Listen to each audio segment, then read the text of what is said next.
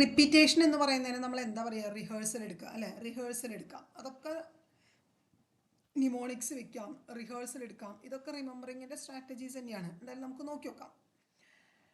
Effective memory strategy എന്ന് പറഞ്ഞാൽ ഏറ്റവും മെയിനായിട്ട് എന്താ വെച്ചാൽ എൻഗേജ്മെൻറ്റ് വിത്ത് മെറ്റീരിയലാണ്. എന്താ അതിൻ്റെ അർത്ഥം? നമ്മൾ എന്താണ് ഓർക്കണമെന്ന് വിചാരിക്കുന്നത് ആ സാധനത്തിൽ നമ്മൾ എപ്പോഴും എൻഗേജ്ഡ് ആയിട്ടിരിക്കണം എന്ന് വെച്ചാൽ നല്ല റിഹേഴ്സൽ എടുക്കണം ഒരു സാധനത്തിൻ്റെ മുകളിൽ എന്നർത്ഥം. നമ്മളൊരു ഡാൻസ് പ്രോഗ്രാമൊക്കെ വരുമ്പോൾ ആ സ്റ്റേജ് പ്രോഗ്രാമിൻ്റെ തൊട്ടടുത്ത ദിവസം നമ്മൾ ചത്തുകുത്തി മരിച്ചിട്ട് എന്ത് ചെയ്യും, റിഹേഴ്സൽ എടുക്കും അല്ലേ. പക്ഷേ ആ ചത്തുകുത്തി മരിക്കലും ആ സാധനം നമ്മളൊരു എക്സാമിന് എടുത്തോളണം എന്നില്ല. അപ്പോൾ റിഹേഴ്സൽ അവിടെ കുറഞ്ഞു പോവുകയാണ് എക്സാമിന് സംഭവിക്കുന്നത്. അപ്പം അതിനെയാണ് നമ്മൾ എന്താ പറയുക, എൻഗേജ്മെൻറ്റ് വിത്ത് മെറ്റീരിയൽ എന്ന് പറയുന്നത്. അതുപോലെ തന്നെ ഇമ്പോർട്ടൻ്റ് ആയിട്ടുള്ള ഒരു സാധനമാണ് സ്ട്രക്ചേർഡ് ഓർഗനൈസേഷൻ എന്ന് പറയുന്നത്. നമ്മൾ പഠിച്ച സാധനത്തിന് ഇങ്ങനെ സ്ട്രക്ചറൈസ് ചെയ്ത് വെക്കണം. ഇപ്പം നിങ്ങൾ ഈ ഒരു മൊഡ്യൂൾ പഠിക്കുന്നുണ്ട്. ഈ ഒരു മൊഡ്യൂളിൽ നിങ്ങൾ 3 ഭാഗമാക്കി കട്ട് ചെയ്യും. Memory, forgetting and strategies four forgetting, remembering. Okay, ഇങ്ങനെ വെക്കണം. Memory, forgetting, remembering. ഈ 3 ഭാഗമായി നിങ്ങൾ കട്ട് ചെയ്ത് മെമ്മറി നിങ്ങൾക്ക് കംപ്ലീറ്റ് പഠിക്കാൻ പറ്റണം. എന്നുവെച്ചാൽ എന്താണ് മെമ്മറി, കുറച്ചേ ഉള്ളൂ അത്, എന്താണ് മെമ്മറി, എന്താ കാര്യങ്ങൾ എന്ന്. അത് കഴിഞ്ഞ് അപ്പോൾ ആ ഒരു ഫ്ലോയിൽ നിങ്ങൾ ഓക്കെ, അപ്പം നിങ്ങൾ ഓർമ്മേനെ പറ്റി എല്ലാം പഠിച്ചു. ഇനി ഓർത്ത സാധനം മറന്നു പോകാലോ. അപ്പോൾ ഈ മറക്കണതിനെ പറ്റി പഠിക്കണം. എന്തുകൊണ്ടാണ് മറക്കുന്നത് എന്നുള്ള തിയറീസ് പഠിക്കണം. ഇനി ഇത് മറന്നോട്ടിട്ട് നമുക്ക് പോകാൻ പറ്റുമോ? നമുക്ക് എന്ത് ചെയ്യണം, ഇത് റിട്രൈവ് ചെയ്തെടുക്കണം, ഇത് റിമെമ്പർ ചെയ്തെടുക്കണം. അപ്പോൾ റിമെമ്പർ ചെയ്യാനുള്ള ടെക്നിക്ക് എന്താണ്? ഇവിടെ ഒരു ഓർഗനൈസേഷൻ വന്നത് കണ്ടോ. അല്ലാതെ നിങ്ങൾ ഈ ചാപ്റ്റർ മൊത്തം ആദ്യം സ്ട്രാറ്റജീസ് ഫോർ റിമെമ്പറിങ് പഠിക്കുന്നു, പിന്നെ അത് കഴിഞ്ഞ് നിങ്ങൾ ഏതെങ്കിലും 2 ഫോർഗെറ്റിങ്ങിൻ്റെ തിയറി പഠിക്കുന്നു, അത് കഴിഞ്ഞ് പിന്നെ മെമ്മറിയുടെ കുറച്ച് ക്ലാസിഫിക്കേഷൻ പഠിക്കുന്നു. ഇങ്ങനെ പഠിച്ചാൽ ഈ സാധനം കയ്യിൽ നിന്ന് പോകാനുള്ള ചാൻസ് ഉണ്ട്. അപ്പോൾ സ്ട്രക്ചേർഡ് ഓർഗനൈസേഷനിൽ നമ്മൾ സാധനങ്ങളെ കാണണം. റെഗുലർ റിവ്യൂ ചെയ്യണം. ഇന്ന് നിങ്ങൾ ഞാനത് പഠിപ്പിച്ചു തന്നു, നാളെ തൊട്ട് നിങ്ങൾ പിന്നെ അത് എടുക്കുന്നേ ഇല്ല. എക്സാമിൻ്റെ തലേദിവസം എടുത്തിട്ടുണ്ടെങ്കിൽ നോ വേ, പകുതിയിലേറെ മറന്നു പോയിട്ടുണ്ടായിരിക്കും. അപ്പോൾ ഇടയ്ക്കിടയ്ക്ക് റിവ്യൂ ചെയ്തുകൊണ്ടിരിക്കണം. ഇതൊക്കെ നമ്മൾ ആ മെറ്റീരിയലിൻ്റെ മുകളിൽ ചെയ്യേണ്ടതാണ്.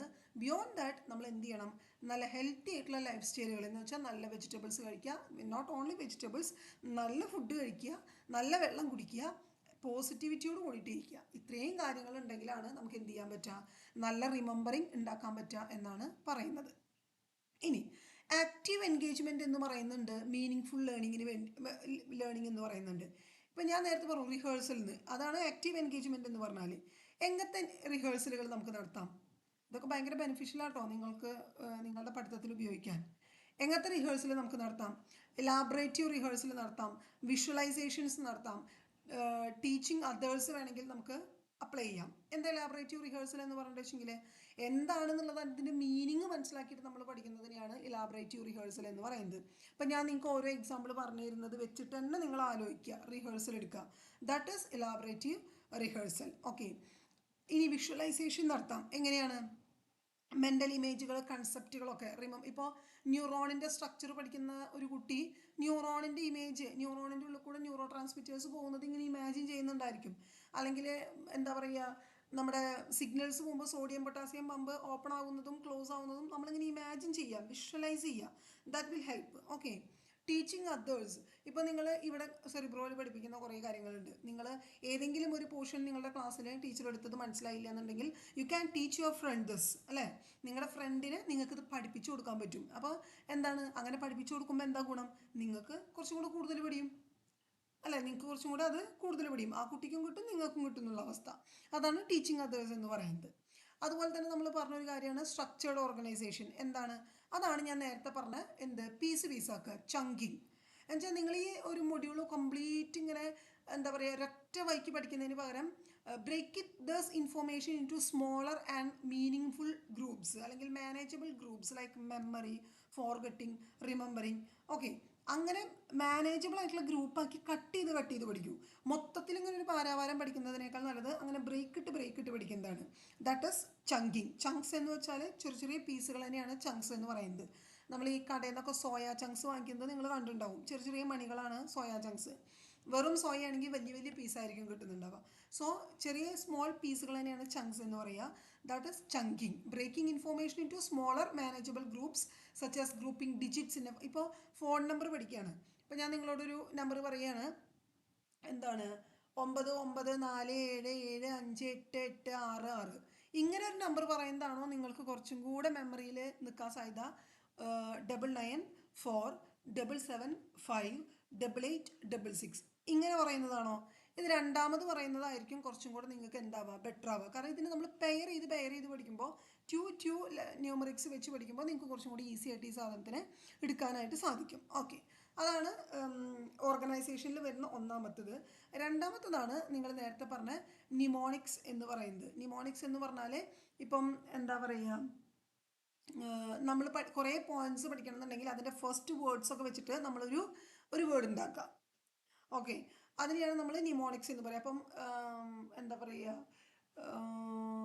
ലൈക്ക് അപ്പം അതിൽ ഓരോ വേർഡും വെച്ചിട്ട് നമുക്ക് എന്ത് ചെയ്യാൻ പറ്റും, അതിനെ എലാബറേറ്റ് ചെയ്തിട്ട് ഏതാണ് ടേം എന്നുള്ളത് നമുക്ക് പറയാനായിട്ട് സാധിക്കും. ഓക്കെ, ഈ നിമോണിക്സ് എന്താണെന്നുള്ളത് നിങ്ങൾക്ക് ക്ലിയർ ആയില്ലേ?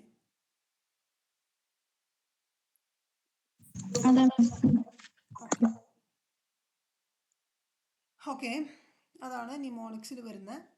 പിന്നെ മൈൻഡ് മാപ്പുകൾ ഉണ്ടാക്കുക എന്നുള്ളതാണ്. മൈൻഡ് മാപ്പുകൾ ഉണ്ടാക്കുക എന്ന് വെച്ചാൽ ഇപ്പോൾ ചില കൺസെപ്റ്റുകളെ കണക്ട് ചെയ്യാൻ വേണ്ടിയിട്ട് നമ്മൾ വിഷ്വൽ ഡയഗ്രാംസ് തലയുടെ ഉള്ളിൽ ഉണ്ടാക്കുക. ഇത് അതും തമ്മിലൊരു കണക്ഷൻ ഉണ്ടാവും എന്നുള്ളൊരു മാപ്പിംഗ് തലയുടെ ഉള്ളിൽ ഉണ്ടാക്കുന്നതിനെയാണ്, ഓർത്ത് വെക്കുന്നതിനെയാണ് മൈൻഡ് മാപ്പിംഗ് എന്ന് പറയുന്നത്. പിന്നെ വരുന്നത് എന്താണ്, റിപ്പിറ്റേഷൻ ആൻഡ് സ്പേസ്ഡ് പ്രാക്ടീസ് ആണ്.